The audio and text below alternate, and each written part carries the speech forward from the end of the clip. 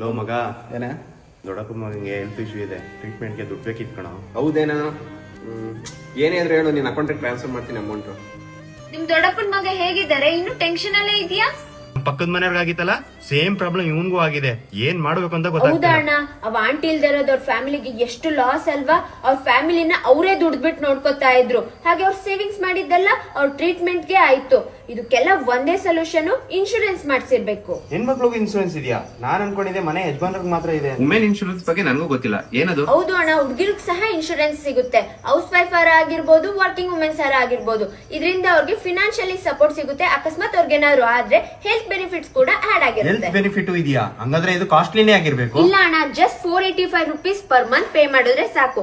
Up to 1 crore rupees ವರ್ಗೂ coverage ಸಿಗುತ್ತೆ ನಿಮ್ಗೆ. ಅಷ್ಟೊಂದು ಕಡಿಮೆನಾ? ಬೆಸ್ಟ್ ಪಾರ್ಟ್ ಏನ್ ಗೊತ್ತಾ? ಹುಡುಗಿರ್ಗೆ ಪ್ರೀಮಿಯಂ ರೇಟ್ ಆವರೇಜ್ ಆಗಿ ಸಿಗುತ್ತೆ. ಹಾಗೆ ಸಾಕ